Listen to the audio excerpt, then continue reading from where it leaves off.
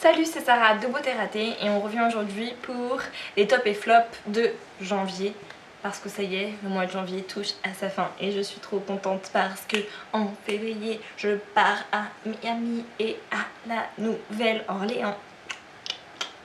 Ça passe trop vite, ça passe trop vite. Bref, on commence sans plus tarder. Alors, je vais commencer avec le corps. Et pour le corps, en top, je voudrais citer l'huile divine de Caudalie. Puisqu'en fait, j'ai fini mon huile prodigieuse de Nuxe. Du coup, je suis répartie sur l'huile divine de Caudalie. J'adore. C'est pas mon premier pot. C'est un produit que j'aime énormément, que j'ai toujours beaucoup apprécié. Je l'aime tout simplement. Ça fait une peau douce, satinée, ça sent super bon. Voilà. Que demander de plus? Ensuite, on va passer aux cheveux. Et alors, j'ai un favori, contre toute attente parce que ma première opinion sur ce produit n'était pas forcément très bonne. Il s'agit du shampoing peeling Total Confort de Farida Bey. Alors c'est un produit qui m'a été envoyé, donc c'est la gamme Hydra Air Force. Farida Bey, c'est une marque que j'ai déjà testée il y a un moment, que j'avais beaucoup appréciée. Je vous en avais déjà parlé. C'est une marque de produits capillaires qui a un salon d'ailleurs à Paris, qui est vraiment très très bien, notamment pour les cheveux qui sont abîmés, les cheveux frisés. C'est des très bons produits. Donc quand on m'a envoyé ce produit là, j'étais assez optimiste. Donc en plus il faut savoir que c'est des produits qui sont sans parabènes et sans silicone. Donc ça peut plaire à certaines nanas qui font attention à ce qu'elles mettent sur les cheveux, ce qui n'est pas mon cas, mais voilà. Donc en gros, shampoing peeling, ça m'intriguait un petit peu parce que voilà, j'avais envie de savoir en quoi ça pouvait être un peeling. Donc ça dit que ça en fait prépare le cheveu aux soins d'après et que surtout ça apaise le cuir chevelu et que ça gomme les impuretés. Au niveau de la texture du shampoing, c'est vraiment comme un gommage, il y a vraiment des grains. Alors c'est ça qui m'a un petit peu chagrinée, on va dire au début, parce que moi les grains comme ça là, dans la tête, ça me plaisait pas trop. Enfin comme il n'y a pas de silicone, ça ne mousse pas très bien selon moi. Donc j'ai l'impression que j'en mets 1,5 tonne, alors que peut-être il n'y en a pas besoin d'autant. Et comme il n'y a pas de silicone, ça laisse pas forcément les cheveux très doux après le shampoing. C'est normal, vous avez les cheveux qui crissent un petit peu, pas beaucoup mais un petit peu. Donc sur ce point là, je me suis dit je vais pas l'aimer. Et puis à force d'utilisation, je me suis rendu compte que mes cheveux étaient beaucoup plus doux, alors que je n'ai pas changé le soin que j'utilisais après. En fait, je pense vraiment que les cheveux, après le shampoing peeling là, ils captent 1000 fois mieux le soin que vous mettez derrière, mais ça c'est clair, net et concis. Mes cheveux, je les trouve beaucoup plus faciles à coiffer, je les trouve beaucoup plus doux, vraiment doux et souples, en meilleure santé. Ils font moins paillasson, quoi. Je sais pas comment vous expliquer. Donc vraiment, au final, le seul truc que j'ai changé, c'est ce shampoing. Donc c'est sûr et certain que c'est lui. Et du coup, c'est pour ça que j'avais envie de vous en parler. On passe au visage. Et alors, j'ai racheté le gel moussant adoucissant de Tolariane de La Roche-Posay.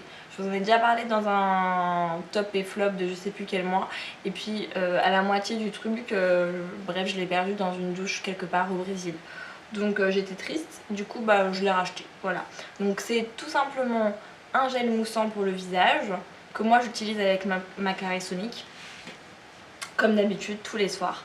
Et voilà, il mousse bien, il sent rien, il nettoie la peau très bien et surtout il la laisse pas tiraillante, il la laisse pas dessécher, voilà. C'est juste un petit savon tout doux pour les peaux comme moi un petit peu sensibles et qui n'aiment pas trop les savons. Là il n'y en a pas, sans parfum, sans savon, sans parabènes, sans conservateur. C'est La Roche-Posay, Tolariane c'est leur gamme pour les peaux un petit peu intolérantes, donc c'est vraiment un très bon produit. Autre soin visage que j'ai beaucoup apprécié, c'est le soin anti-rougeur jour de chez Aven. Et alors, comment vous dire ça? C'est pas du tout mon premier pot, puisque il me semble, je vous en ai déjà parlé, mais alors il y a des années. Et là, je ne sais pas ce que j'ai en ce moment, j'ai un gain de rougeur, j'ai beaucoup de rougeur en ce moment, c'est comme ça, je ne sais pas si c'est l'humidité qui revient, je ne sais pas. Toujours est-il que j'ai racheté ce produit des années après parce que j'en gardais un très bon souvenir. Donc c'est l'émulsion hydratante protectrice et il y a un SPF 20, ce qui est plutôt méga cool pour quand on habite sous les tropiques comme moi. Et voilà. Donc c'est vraiment une petite crème de jour, toute simple d'ailleurs, que je mets aussi la nuit, je la mets matin et soir. Et en fait elle a une petite sous-tente verte, je sais pas si vous allez pouvoir voir, et du coup on sait tous que le vert ça corrige les rougeurs. Donc il y a une petite sous-tente verte qui du coup fait du bien, voilà, et elle sent une odeur qui est divine, vraiment, voilà, ça sent super bon. Et voilà, donc ça hydrate la peau, tout en étant, voilà, c'est les crèmes à veine. Moi j'aime les crèmes à veine parce qu'elles marchent sans pour autant faire promettre des trucs de folie.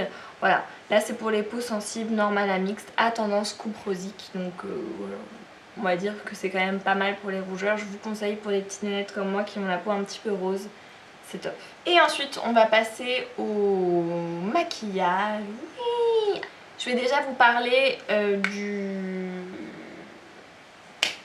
de l'anti-cerne Studio Finish Concealer de MAC. Voilà, je ne l'ai acheté que récemment, enfin il y a quelques mois, je me souviens plus, le mois de novembre peut-être, ou décembre, je me souviens plus. Du coup j'utilise depuis. Il est top cet anti-cerne. Alors c'est rigolo parce qu'il a eu sa grosse période, grosse vraiment sur le net où c'était la star des anti-cernes. Et puis maintenant on n'en parle plus trop et c'est le Prolong Wear de MAC qui lui a volé la vedette. Mais bon bref, moi j'ai acheté celui-là parce que le make-up artiste chez MAC m'a dit que franchement il était super bien et il m'a tenté. C'est la couleur NC30 parce que voilà, très très jaune, mais en fait vu que voilà ça, j'ai pas du tout le visage qui a la même couleur que mon corps, ça fait très bizarre et au final ça rattrape un petit peu. Je le trouve pas gras, je trouve qu'il file pas dans les plis, je trouve qu'il est facile à appliquer, qu'il est couvrant. Voilà, j'ai pas grand chose à dire, c'est un très bon anti-cerne quoi, voilà. Après bon, la contenance en peau c'est pas forcément ce que je préfère, mais voilà, j'aime énormément, vraiment il n'y a rien à dire. Autre favoritin, et en fait là c'est plus voilà, un vieux produit que j'ai ressorti et que j'ai mis quasiment tous les jours là en janvier, c'est le blush Tarte qui s'appelle Tipsy. Donc c'est un bon corail néon, mais une fois sur les joues en fait il est assez subtil, il est en fait un petit peu orangé corail et je trouve que voilà, sur un bronzage tout ça il est mortel, il est beau, j'aime beaucoup ce blush quoi. Et je l'utilise beaucoup, j'ai l'impression qu'il s'use pas, jamais. Donc ma foi tant mieux. Au niveau des yeux, je voulais vous citer deux nouveautés. Premièrement, le liner pinceau de chez Bourjois, qui est un eyeliner liquide. Donc moi, au quotidien, je suis plutôt une nana de liner liquide, j'avoue. Pour moi, ça va plus vite, j'ai pas besoin d'utiliser de pinceau, c'est plus facile. Voilà, je suis habituée, alors je sais que c'est vraiment nana dépendant. Mais moi je suis mis nana à liner liquide et puis c'est tout. Donc ce liner là, ce que j'aime particulièrement en fait, c'est déjà le fait qu'il est très très noir. C'est pas un noir mat, c'est un noir un petit peu vinyle, un petit peu brillant on va dire. Donc voilà, c'est dommage, je préfère quand c'est mat. Mais ça fait quand même très chic et très beau et voilà. C'est surtout le pinceau que j'adore. Le pinceau, c'est un pinceau en poil mais d'une finesse à toute épreuve. C'est fin, c'est fin. Et du coup je trouve que le tracé est très facile, très précis, le truc qui coule pas, il est vraiment bien. Alors son petit bémol pour moi c'est sa tenue, puisque donc pourtant c'est mis en avant parce qu'ils disent tenue jusqu'à 16h. Je trouve pas, moi je trouve qu'à la fin de la journée votre eyeliner il est toujours là mais il est un petit peu grisé, et si vous avez une aile, moi elle a quasiment disparu l'aile, il reste plus que ce qui est, voilà. Donc après je ne sais pas. Voilà, je suis obligée de faire des retouches, si je ressors le soir je repasse un trait par dessus quoi. Donc c'est le petit bémol, mais sinon je trouve que pour le prix, pour l'accessibilité du produit, pour tout ça, c'est vraiment un top. Et on reste toujours chez Bourjois avec un mascara. Alors pour la petite histoire, je voulais acheter le volume de chez Chanel. J'ai pas été cap de dépenser 30 € dans un mascara. Je vais peut-être passer le cap un jour, mais là vraiment j'étais pas cap sur le moment. Et je me suis souvenue que Bourjois c'était Chanel, voilà, et que peut-être que le volumizer était plus ou moins une réplique du volume de chez Chanel. Donc j'ai acheté le volumizer de Bourjois dans la version ultra black, parce que plus c'est noir mieux c'est, on sait tout ça. Donc c'est un mascara un petit peu particulier parce qu'il a deux embouts, enfin deux embouts différents, deux étapes. Où donc la première étape c'est une petite brosse vraiment toute fine où il y a très peu de produits dessus, vous voyez. Donc moi je trouve ça peu satisfaisant pour moi qui aime avoir les cils chargés quand même de mascara. C'est un tout petit peu trop naturel. Vous avez peu de volume avec cette première étape là, je trouve que vous avez une bonne définition, voilà, des cils bien noirs, bien définis, légèrement allongés, mais ça reste très naturel.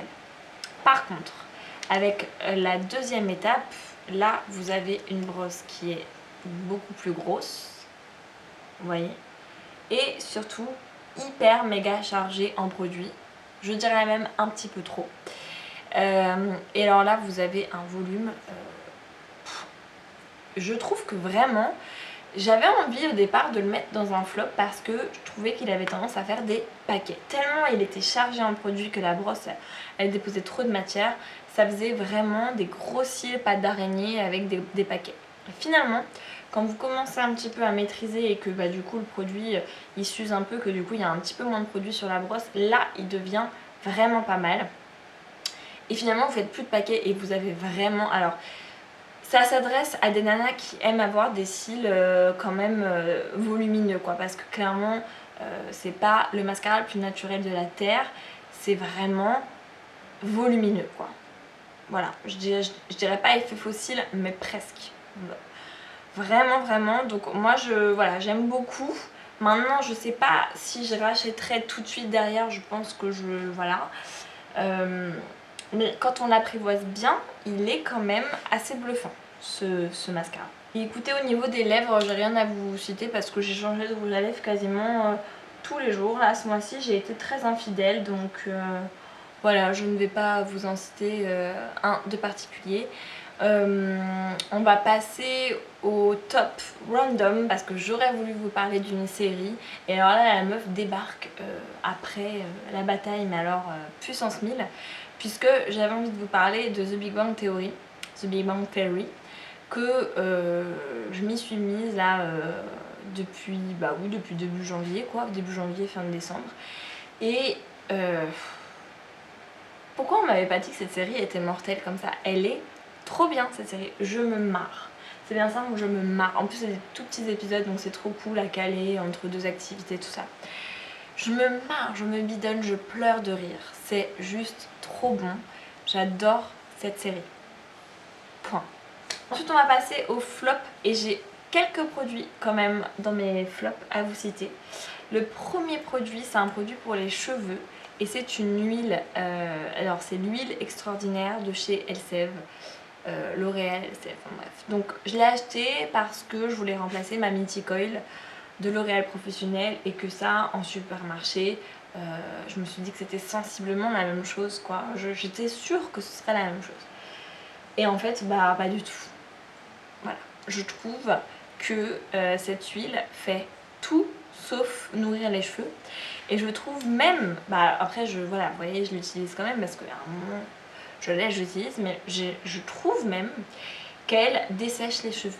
Voilà, parce que moi je la mets sur cheveux mouillés, humides, et voilà, je me coiffe et voilà, je laisse les cheveux sécher à l'air libre. Mais je trouve vraiment presque qu'elle assèche les cheveux, que les cheveux sont plus secs après. Donc c'est quand même pas la base normalement. Voilà, donc ça dit soin sublimateur de couleur, donc moi j'ai pas spécialement les cheveux colorés, j'ai les cheveux décolorés. Mais voilà, il y a des filtres UV tout ça dedans, donc je me suis dit que ça pouvait être pas mal. Et voilà, sublimer la matière, je trouve pas, hein, vraiment. Je suis assez déçue. Autre déception, c'est la bulle gommante pour le bain à la vanille épicée de Yves Rocher. Donc en fait, voilà, ici en Guyane, je trouve que c'est un peu difficile de trouver des vrais gros gommages pour le corps comme je les aime.